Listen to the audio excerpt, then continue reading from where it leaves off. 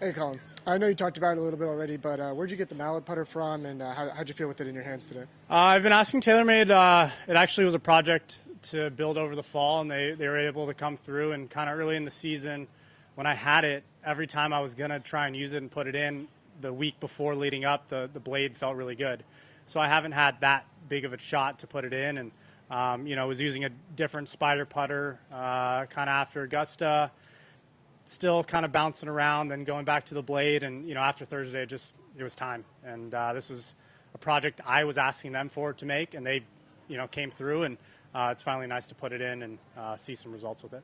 After the first round, you said you putted like a blind man. Where you say you're seeing things a little better out there. Yeah. I mean, I haven't been reading them that poorly. It's just the stroke. I was blocking everything, and what's weird is that throughout the year, it's been mainly speed, just like matching up speed and line. Thursday was really different. Thursday, I just felt like I couldn't square up the face. And, it was nice having the round yesterday to just kind of match everything, see things come together, and hopefully we can continue that into tomorrow and the rest of the season. You mentioned that despite how good the numbers are, the approach play wasn't where you wanted it to be. You're leading the field this week in approach. Is it where you want to be this week? Yeah. I mean, I of course I want to be leading. I'm playing a slightly different shot than I ideally like. But, there comes a point where I just have to stop fighting it, and I just have to go out and play golf. And it's frustrating because some of the shots that I will have, I know what I can do, but they're just not performing that way. So I have to kind of cater to the shots I have, which is a straight ball to a 2-yard draw to a 2-yard fade. It's very tight dispersions, which, I don't mind. I have to think a little bit differently how I approach them. Would you ideally want to curve it a little more? Yeah. Ideally, I'd be able to add a little more spin, add a little more cut, use a little more in my hands. But, just timing of things isn't quite there yet. But, we'll figure it out at some point. Any thoughts on Aldrich Parketer and his game?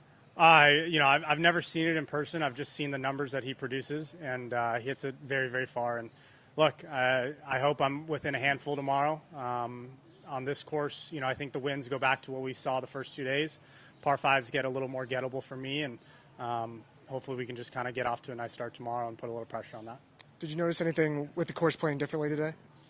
I mean, greens are kind of getting a little more bounce, with the wind having that little opposite of a wind. The holes that play hard originally are playing easier, and then the holes that play easy kind of switched. And, you just have to take advantage when you're given them, and just kind of left a few out there, but it's fine. Collin, have you changed putters in the middle of a tournament very often? Yeah, it's not an unusual thing. I did it. I'm sure I've done it a couple times this year. I did it last year at Augusta.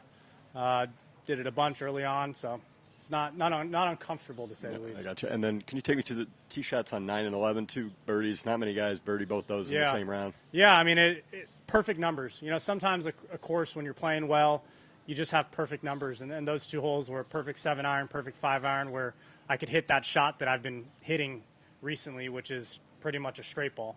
So I can aim a little right, let the wind take it, kind of helping.